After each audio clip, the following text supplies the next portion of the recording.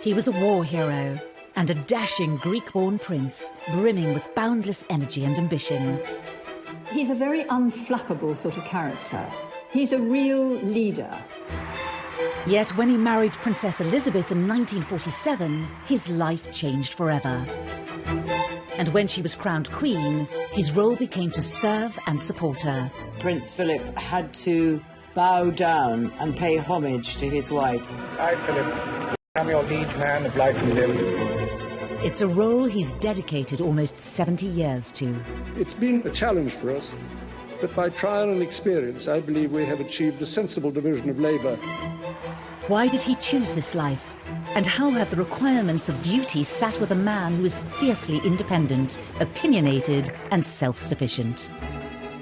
He is someone who doesn't take easily to compliments, but he has quite simply been my strength and stay all these years. He's a curious mixture of being blunt, really quite rude at times, and very sentimental, very deep thinking, very inquisitive. Just how did Philip carve out a role as the king without a crown?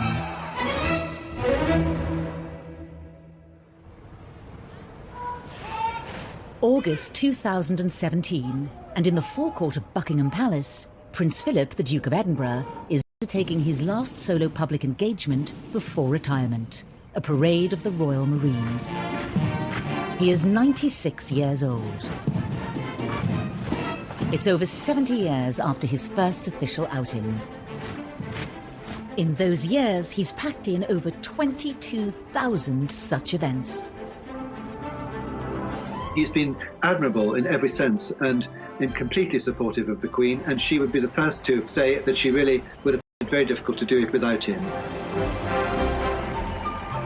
There is this sense that she's only really been able to be as successful on the throne because she's had Prince Philip by her side supporting her. For those who believe that the monarchy is of some use to this country, he's an immensely important and influential figure. It's been a long, strange journey for the boy, born a virtually penniless prince of the Greek royal family in 1921. The thing about Prince Philip is that he never really had a home, or at least not for very long. Although he was born in Corfu, on the kitchen table, he wasn't there for very long and the family went into exile. They lived in Paris until he was about 8, but then when his mother became ill, his father decided to kind of close down the house. He suffered so much. His mother had been locked up in an asylum, his father had been an unfaithful man, and pretty much left Philip to fend. They just pushed him around like a parcel. Relatives and benefactors paid for his schooling in Scotland, and then influenced by his mentor Lord Mountbatten, the young Philip opted for a naval career, enrolling at the Training Academy in Dartmouth. Health and muscular control are still important branches of naval training.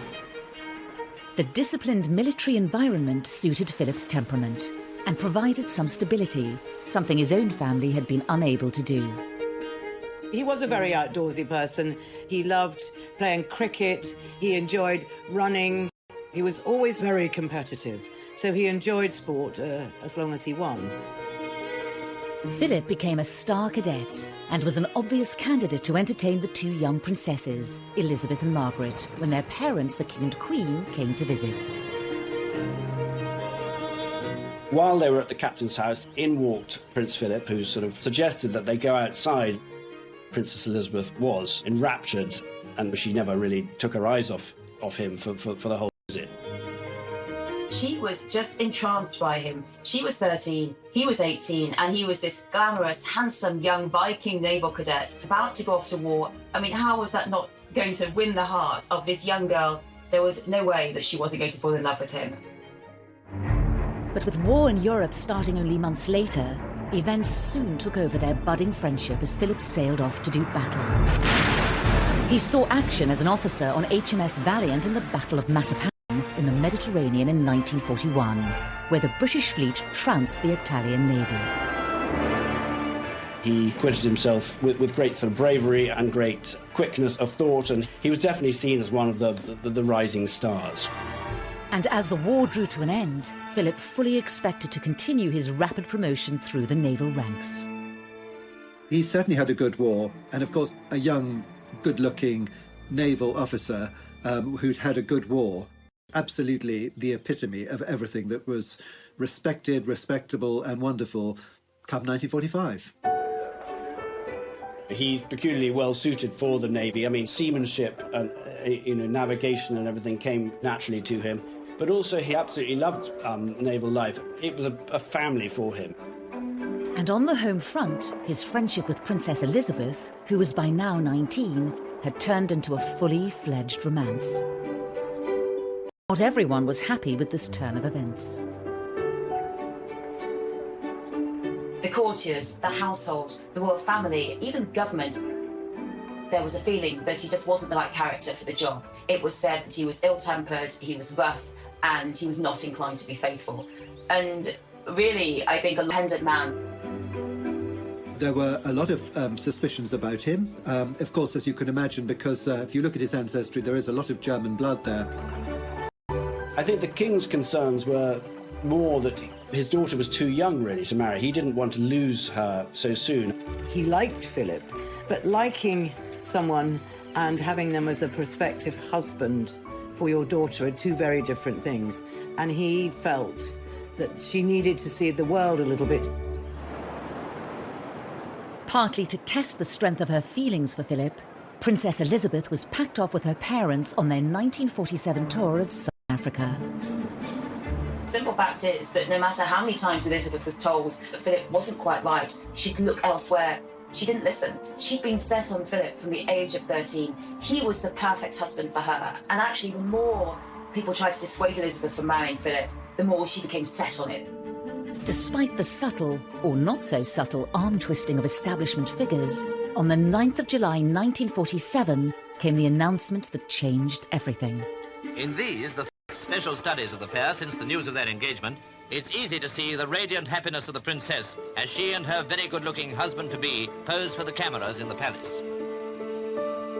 They both fell in love with each other. Princess Elizabeth was clear that this was the man she absolutely loved, and I'm sure she made that very clear to her parents. And so I think that was probably ultimately what sort of swung it, really.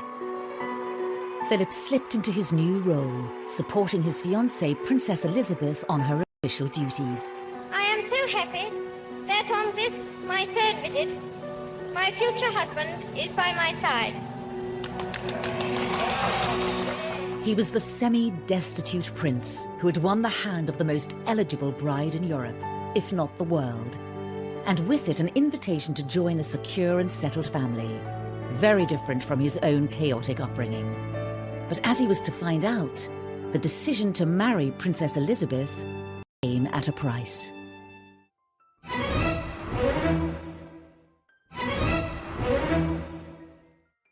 The 20th of November 1947, and all eyes were on Westminster Abbey. Thousands had assembled overnight, all eagerly waiting to see and to cheer the royal processions on this day of their own princess's marriage. Churchill described it like the first bit of colour to sort of happen after the war.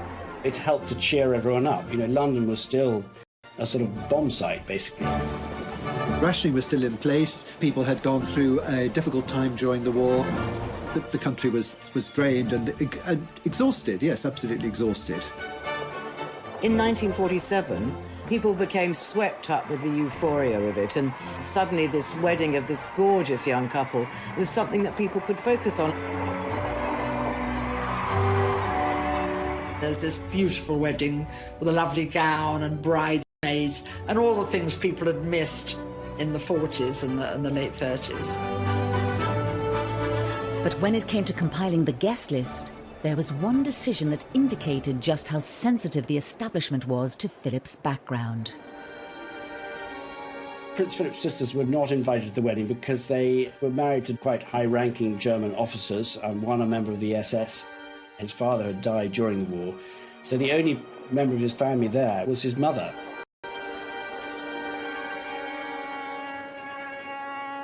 It was a decision that deprived him of family support on the big day. I think he was a little hurt, but it was probably the right decision because there was still a very, very strong anti-German feeling in this country. It must have been very difficult for him, but I guess he just went with the flow, basically. There's no evidence of any arguments about it. There was a sort of feeling that he was up against it. had a sort of fight on his hands during the early years of his marriage, and to sort of establish himself, find a role for himself and a role in the country, really. Every father will understand this father's pride and delight in his young son. And almost a year later, Charles, the heir to the throne, was born. But for Philip, there was another indication of where the real power lay. It had been decided by Churchill and others that the couple's children wouldn't take his family name, Mountbatten, but hers, Windsor. He said, you know, I'm nothing but a bloody amoeba. Some sort of happier compromise might have been found, but I think it definitely, you know, it created problems in the marriage, I think. Now, Prince Philip did actually argue against this, so I think it was an unhappy moment for him. As life settled down, Philip faced the question, what was his new role? He made a few tentative forays onto the public stage. Boxing at the Royal Albert Hall, and the Duke of Edinburgh was the guest of honour at the London Boys Club Championships. I'd like to say how delighted I am in that capacity to see this hall so full of people who are obviously well-wishers of the London Federation of Boys Clubs and of the boys' clubs throughout Great Britain. But what he really wanted was to continue his highly successful naval career, and that meant a stint as an instructor. Lieutenant Mountbatten returns to the Naval Training Centre at Corsham, where he's an instructor at the Petty... It wasn't his thing. He wanted to be out there, commanding on active service. So desk jobs, teaching, administration, that really wasn't the job he wanted. Malta greets the arrival of Princess Elizabeth. His luck changed when he was posted to Malta in 1949. It was famously what they described as their happiest time. It was a place where they could be free and people didn't gawp at them, and it was a very lovely time for them in all sorts of ways, and a very fulfilling one for him professionally as well. They were young. They were in love. They had frankly dumped their children with the grandparents and were having a good time. Princess Elizabeth was able to be the wife of Rand in her little car. They danced in the Phoenicia Hotel just outside Valletta. They went to polo matches, he played, and they had a lovely time, basically. The only cloud on the Mediterranean horizon was the deteriorating health of King George VI. The nation's concern at His Majesty's illness is reflected in the crowd of loyal sympathisers gathered in the rain outside the palace to offer their own personal tributes. The King's health broke down very soon after the war. There were state visits when Princess Elizabeth had to make his speech, when the Queen Mother would be greeting, as it were, the King of Norway, and the King didn't even leave his room. So the ill health of the King curtailed Prince Philip's naval career. Philip tried to reconcile being pulled in two directions at once, a desire to continue with the naval career he obviously loved, and the duty to support his wife. The Duke of Edinburgh, who of course holds the rank of Commander, Royal Navy, went to Chatham to unveil the World War II extension to the Naval War Memorial. I'm particularly proud to do this because, like all of us who served in the Navy during the war, I lost many friends and shipmates who are commemorated here. As the King's health worsened, Philip's dual role became increasingly difficult to balance. It was decided the young couple should undertake a tour of the Commonwealth in place of the King. When you look at the pictures of the King bidding farewell to his daughter, people must have wondered a little bit whether they would ever see each other again. Although Elizabeth and Philip were deputising for the King, they didn't necessarily know how ill he was. I think that both Elizabeth and Philip thought that he would continue, although much weakened in health, for many years to come. And it was while the Duke and Princess Elizabeth were staying in a lodge in Kenya that news came through which changed Philip's life forever. The death of George VI was a huge shock. Prince Philip looked as though the world had ended. It meant the end of his free life, really, and this was a sort of moment which he knew was going to happen at one stage, but he had sort of...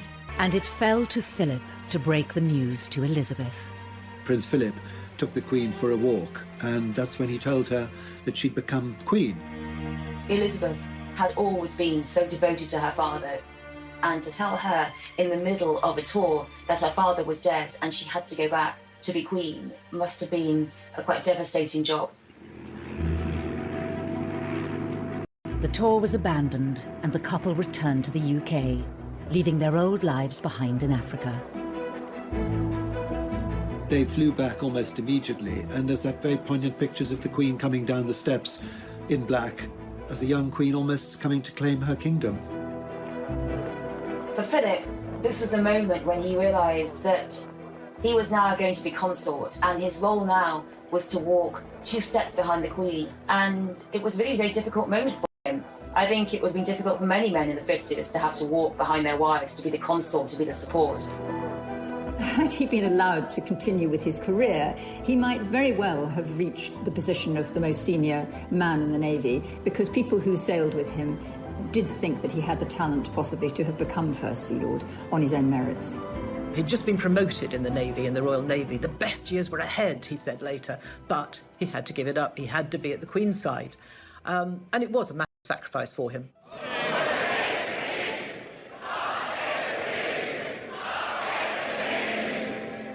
Just over a year later, Queen Elizabeth was crowned in Westminster Abbey.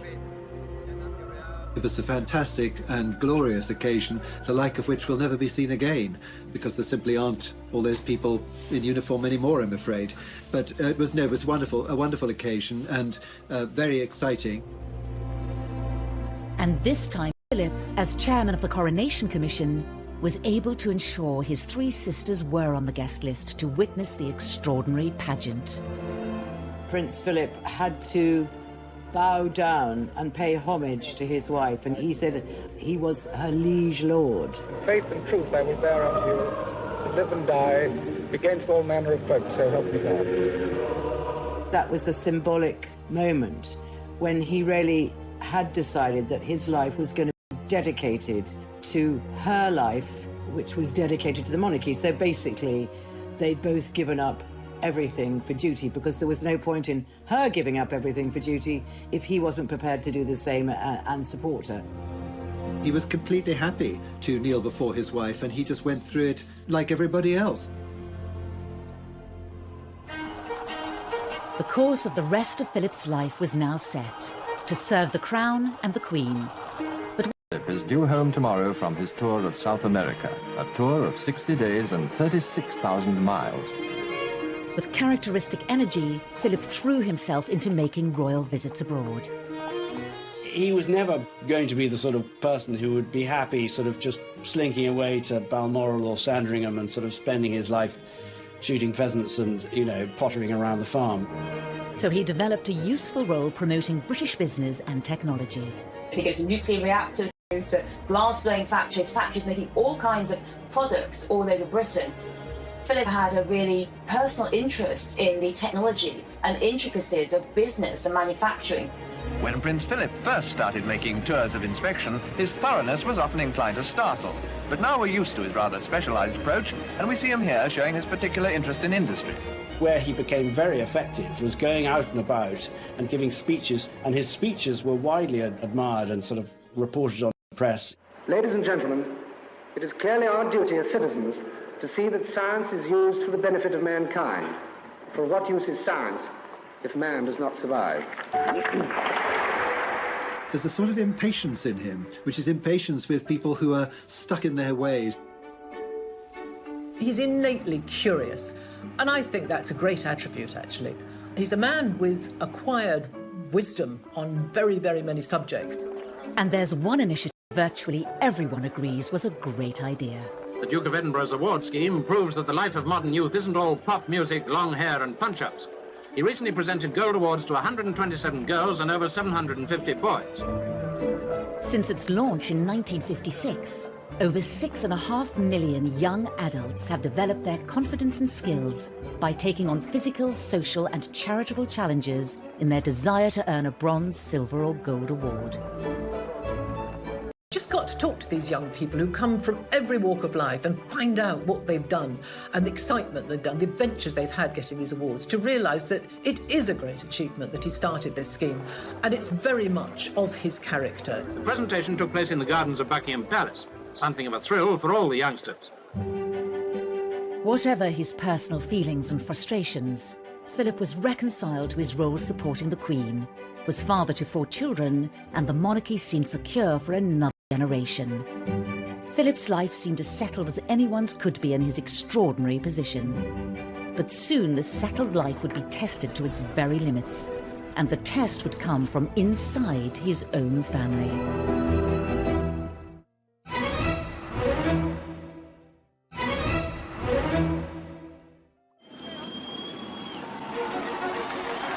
The anniversary of the Queen's coronation marked the start of a new era for the monarchy.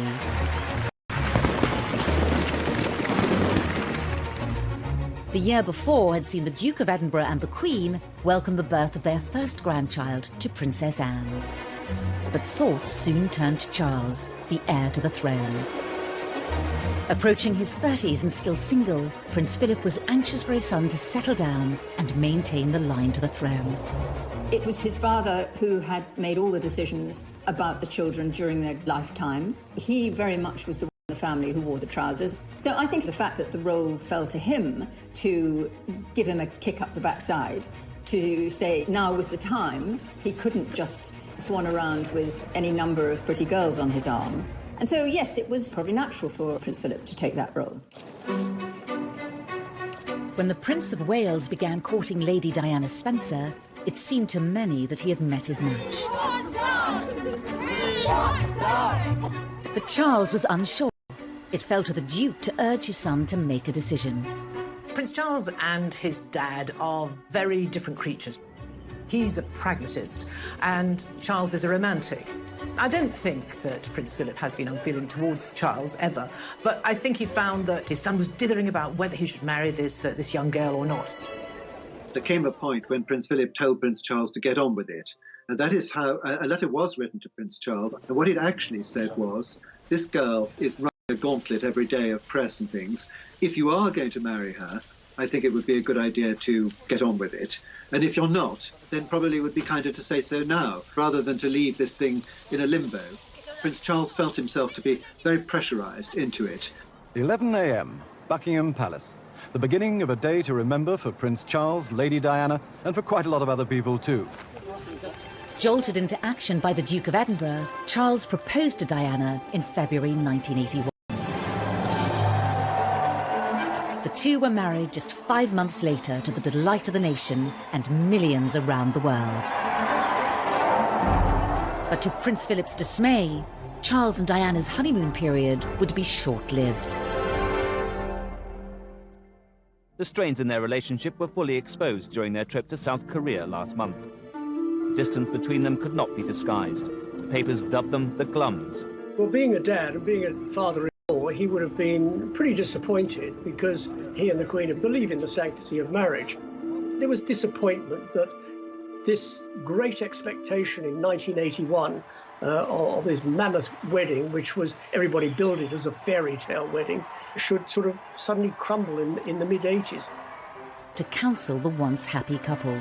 He wrote letters in which he tried to be a marriage counsellor, if you like, and she wrote back always saying, dearest Pa was the way she started letters, and she said, I think you really underestimate your skills as a marriage counsellor. And she also said, whatever happens, I will know always that you care. This is Prince Philip, husband, consort of the Queen, father of the Prince of Wales, who is heir to the throne. So he probably felt that it was not just a family duty, but it was a public duty to try and get them to talk to each other, to reconcile and to save the marriage. No two marriages are quite alike. I think that the main lesson that we've learned is that tolerance is the one essential ingredient of any happy marriage. It may not be quite so important when things are going well, but it is absolutely vital when things get difficult. Despite Prince Philip's attempts to mediate, Charles and Diana separated in 1992. It is announced from Buckingham Palace that, with regret, the Prince and Princess of Wales have decided to separate. It was just one of a series of marital setbacks to hit the royal family that year. The Yorks' apparent separation leaves two young children in an unprecedented position so close to the throne. To see your children go their separate ways and to suffer and to do so publicly, it was very difficult for them. Probably a little frustrated that they just couldn't get on with it, because that's the kind of man he is. He's a man who gets on with things. I sometimes wonder how future generations will judge the events of this tumultuous year. The marriage finally cracked amid rumours the princess had been secretly meeting the dashing naval commander Tim Lawrence. He was exasperated that all these things were going on within the family, none of which was the fault of the Queen or Prince Philip, but was having repercussions on the Queen in that the media was saying, well, why can't she control her family? Well, if your son is 40-something, you don't tell a 40-year-old how to behave. You hope that they're going to be able to do it themselves. It has turned out to be an annus horribilis. But after the breakdown of 3 of their children's marriages, in November there would be yet another blow to the Queen and the Duke of Edinburgh. There are no words that can describe this scene. The sky aglow above Windsor tonight as 1,000 years of history takes flame. The Windsor Castle fire was a huge personal tragedy for the Queen. It's a much-loved home, and I remember being there and watching her in the courtyard the morning after the fire, walking amongst the smouldering timbers, and I felt really sorry for her. She seemed like a rather sad old lady at that moment. But things got worse because the government said that they would pay, the taxpayer, in other words, would pay for the repairs at Windsor. Why should we pay? Government don't pay, we pay. The Queen and Prince Philip were dropped into it, beyond their necks, right up to their eyebrows. With the Queen at the centre of press and public criticism, she would need Philip in his dual role as husband and consort more than ever. Philip was in Argentina when the fire broke out, and he spent long hours that evening on the phone to the Queen, trying to comfort her because she was absolutely distraught by what was happening. Philip decided he would take a leading role in the restoration project, and it's just the sort of thing that a practical man like he could get on with really well, and oversaw practically all of it. And I think that was hugely important moment within their marriage, really. Metaphorically, he couldn't mend his children's marriages, but what he could do, and be useful doing, was restore Windsor Castle. We have reports from Paris that Diana, Princess of Wales, has been killed in a... The sudden and shocking death of Diana in Paris was another terrible setback. The surgeons fought for 2 hours to restart her heart. At 3 o'clock this morning, London time, they admitted defeat and announced that Diana, Princess of Wales, was dead. The decision to remain at Balmoral in the days that followed caused public uproar. But it was a family decision, and one Prince Philip was at the heart of. The Queen and Prince Philip took the view that when Diana died, the children who were already at Balmoral should stay at Balmoral, and that the family should hunker down together in Scotland, looking after those boys and wrapping their arms around them. Philip would have been very instrumental in them staying up in Scotland, because he would have known the way a boy gets over stuff is doing stuff, activity, climbing a tree, and also running, physical exhaustion, so they would actually sleep at the end of the day. All of those things would have been part, if you think about it, of the training that Philip had had. He's always done exercises all his life, and I think he would have thought, this is what might help the boys through the next couple of days. When they did eventually come down to Buckingham Palace, someone handed a bouquet to the Queen and said, look after the boys. And he said, well, that's exactly what we have been doing. That's what we've been doing. He was very much the grandfather then, and he continued to nurture and guide William and Harry through those dark days following Diana's death. These people are waiting to see the People's Princess pass by on her last journey, and the royal family are at the gates of Buckingham Palace waiting to do exactly the same thing. Just as it was behind closed doors in Balmoral, Prince Philip's role would be just as pivotal on the very public day of Diana's funeral, as millions watched around the world. I wondered where the Duke of Edinburgh was when I saw the gates of Buckingham Palace. I should have thought of it. He, of course, going to walk to a gentleman of 75 years old. Philip played a very big part in the way the funeral played out. Charles Spencer wanted to walk behind the cortege himself on his own. And the two Charleses fell out over this. And it was solved and sorted by Prince Philip, who stepped in and said, look, I will walk as well. And as a result, the two Charleses, the two boys, and Prince Philip all walked that long walk from St James's Chapel to Westminster Abbey. There was controversy over whether or not the boys should walk behind their mother's coffin. There was some pressure, I think, from Downing Street that they should be seen to do so. And in the end, will you walk? And so they did walk behind their mother's coffin, something that Harry to this day feels was not right for such a young lad, and was very traumatic for him. But there is a moment when the coffin passes under an archway of horse guards, and you can see, I think, Philip just put a little reassuring hand on William's shoulder. He was there by their side and giving them some very important and much-needed strength. Prince Philip is known as having this gruff, get-up-and-go side to his character, but he also has a very emotionally intelligent and sensitive side, especially to family things, because he had a very tough childhood himself. So I think because of that experience, it actually makes him more, not less sensitive to dealing with family problems. Toward the end of yet another tumultuous royal year, the Queen gave a speech on their 50th wedding anniversary, reserving special and rare public praise for her husband and consort. He is someone who doesn't take easily to compliments, but he has quite simply been my strength and stay all these years. And I and his whole family, and this and many other countries, owe him a debt greater than he would ever claim, or we shall ever know. When tragedy has struck, or when the monarchy has looked as though it was going through a rocky period, that's where Philip has really come into his own. He's a very unflappable sort of character. He's a real leader and a tower of strength. The Duke had been instrumental in helping the Windsors navigate the most turbulent years of the Queen's reign. And thankfully, brighter times were ahead. By 2002, the dark clouds over the royals lifted, as the British people came out in their millions to celebrate the Queen's Golden Jubilee. Prince Philip was, as ever, by her side to share in this momentous occasion. If ever the monarchy came close to real serious difficulty, it was during the 90s. But really, by 2002, the reception that the Queen got for her Jubilee just made all of that decade's disaster go away, really. For Prince Philip, as the strength and stay of the monarch all of these years, he wanted a milestone himself. 50 years on the throne was significant for him as her partner and right-hand man.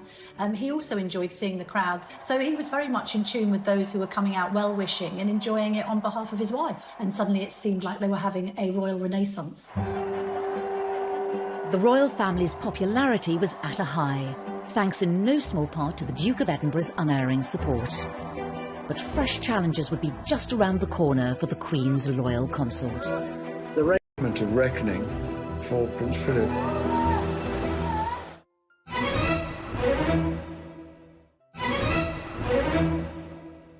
Happy birthday to you. 2011 saw the Duke of Edinburgh celebrate his 90th birthday. What I just want to do is to welcome you all here on this 100th birthday party. 100th, you know, it's not 90. I remember seeing him around about that time at Buckingham Palace, and he'd been a little bit poorly, and when he came across, and I said, "Oh, it's good to see you, sir, good to see you looking so well." And he looked me up and down and said, "Oh, you're not looking so bad yourself, actually." So he still had a twinkle in his eyes.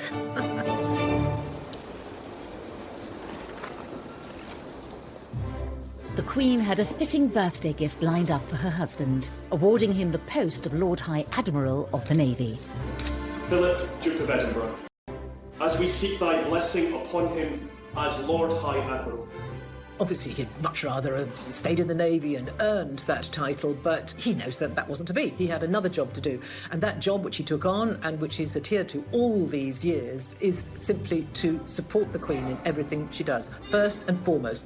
Although when asked that, I mean, he said, regrets? What's the point of regrets? You know, there's no point in regret. See, practical man, no point in regretting. This is what it is. Get on with it. Nothing typified the Duke getting on with it more than the rain-soaked Diamond Jubilee of 2012.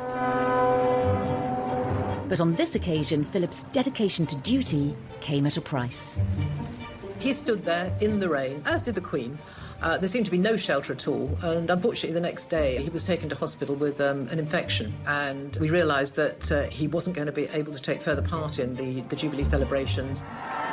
It was a journey they should have made together, but today the Duke of Edinburgh's place was taken by Lady Diana Farnham. To many, it was a sign of things to come for the 90-year-old consort. That first time we saw her without him, and you knew that he would have been his normal 2 steps behind, we suddenly thought, oh, is this how it's going to be? The Prince of Wales and the Duchess of Cornwall joined her on her carriage procession. But Prince Philip should have been there, and it did not feel the same without him. In 2017, the Duke of Edinburgh brought the curtain down on over 65 years of royal service. At one of his last engagements, someone said, "Oh, I'm sorry to hear you're standing down." He said, "I'll stand up." He was feeling physically that maybe he should take it slower. But stand up he did. For the last of his stints as royal consort. And again, it was one of those days, if you hark back to 2012, that river pageant, it was chucking it down.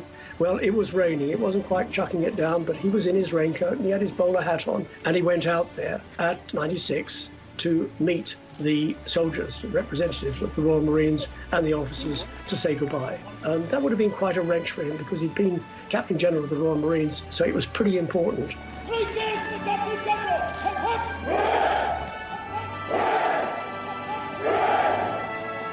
He doesn't do misty-eyed. He doesn't get a lump in his throat. He's not that emotional. But, you know, there is life at the end of the tunnel, and giving one job up and going off to do something else. And doing something else was sorting out the Sandringham estate. And it was near the Sandringham estate in 2019 that there was to be another unscheduled public appearance for Prince Philip. As he was driving out, the sun was in his eyes. He didn't see a car coming from his right, and as he drove out, he was hit by that car. And the Range Rover was knocked on its side and sent hurtling over to the other side of the road. Surprise, surprise, and by miracle, that Prince Philip got out of that car with just a few scratches. I remember writing a story saying that he had walked into his private secretary's office shortly afterwards and asked him for a plaster, and then only really told him about the accident when it was sort of coaxed out of him. So it was made more of a big deal than perhaps Prince Philip wanted it to be at the time. Luckily, the other passengers were not very badly hurt, but it was a moment of reckoning for Prince Philip, who by that age of 97 was quite old still to be driving. He apologised, and I think he has said he will no longer drive on public roads. But since then, there's been a picture of him driving on Windsor private roads. So you can't just get this man down. I mean, he's not going to give up his independence. This is who he is. And I rather admire him for that. The British public has long loved Prince Philip because of, and sometimes despite, his colourful character. But how will history view the self-sufficient alpha male who gave up a promising naval career in deference to a life of royal service? In his position as consort to the Queen, he's been able to achieve so much more than he would have been as a commander in the Royal Navy, or, you know, I mean, what was he before that? He was basically a penniless, exiled prince. He is an action man. He's a doer. And so he has carved out areas that meant a great deal to us, hosted design awards. He has started the Duke of Edinburgh Awards scheme. All these things meant a great deal to him. And they are all about one thing in particular. They're focused on getting people to do things for themselves. That's what he wants. He wants people to learn by experience and explore this world. Driven by an unwavering focus on duty before all else, perhaps Prince Philip's greatest achievement has been transforming the role of conventional consort into one more like a king, with no need for a crown. For those who believe that the monarchy is of some use to this country, I think he's an immensely important and influential figure. Here we are, we still have a monarchy that is the envy of the world. Go into a newsagent everywhere, it's our royal family on the front of every magazine. We have the fairy story. at the head of them all, and he's helped keep it there.